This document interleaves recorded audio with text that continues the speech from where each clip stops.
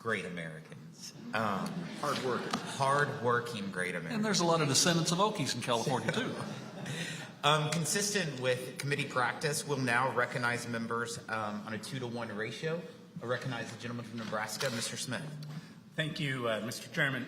Certainly thank you to our witnesses. I think a great perspective, varying perspective shared among our witnesses. But as a representative of Nebraska and a huge agriculture district, great to be here in an ag area of our country where we get to help feed the world.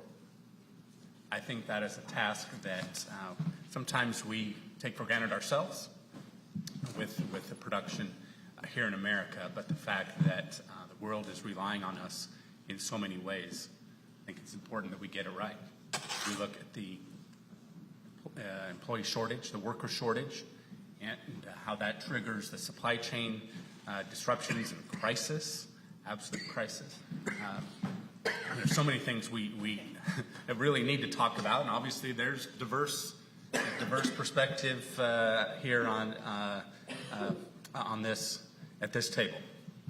And I hope that we as the American people and representatives, those of us more specifically, can have the discussions that we need to have, where we can discuss the economic needs of a country, where the broad-based tax relief of 2017 was great for our economy, great for wages, great for productivity, so that individual workers could produce more because the world needs more. The growing population around the world needs to eat, certainly, and we need to be prepared for that. I grow concerned that government payments are discussed in a context without talking about inflation. And if you look at 2020, as painful as it was, I think it's important that we look at that data because the spring of 2020, with the onset of COVID, the economy tanked, unemployment spiked, Congress got involved on a bipartisan basis, not in a perfect way. It would be very interesting to litigate all of that. We don't have the time to do that today.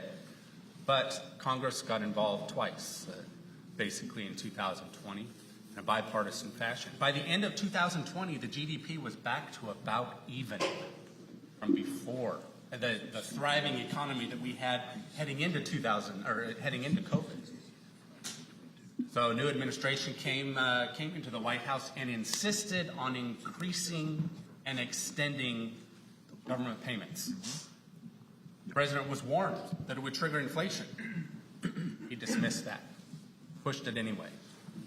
And so, and other comments that have been made across our economy, across our country, based on the type of industry that you're involved in. I think the president thinks less of people who are involved in the oil and gas industry, and perhaps some other industries as well.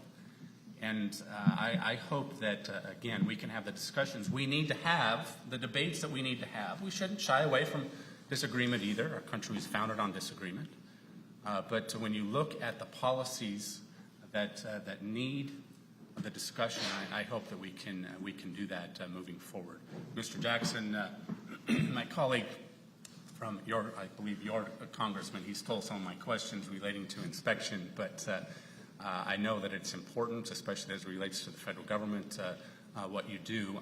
I'd like anyone on the panel here to discuss what you've done most recently to address the worker shortage that is so acute. Maybe Mr. Jackson, if you want to start with that, what you've done most recently to attract more employees. One of our biggest challenges is just being in a small community, having a small population. It's very hard to find people with those skill sets, so most people that walk in the door, we have to train them from the ground up. And so any way we can incentivize people looking under a rock, wherever we found people to work, the people who want to show up every day, that's what it's taken. So we've hired the whole gambit of different types of people that you could imagine. Some of my best employees have been former felons, and so they've had challenges as veterans do sometimes in readjusting society. But we've had challenges with just keeping those people. But the number one thing we've done is just searching for them, providing the best opportunity that we can, a healthy environment that's positive, and then not focusing on just the retaining, but also on the growth aspect, how to help them in their work-life balance and help them improve their lives for themselves and their families. Anyone else? Briefly, I apologize, my time has expired, and I know time is short, so. Go ahead, Mr.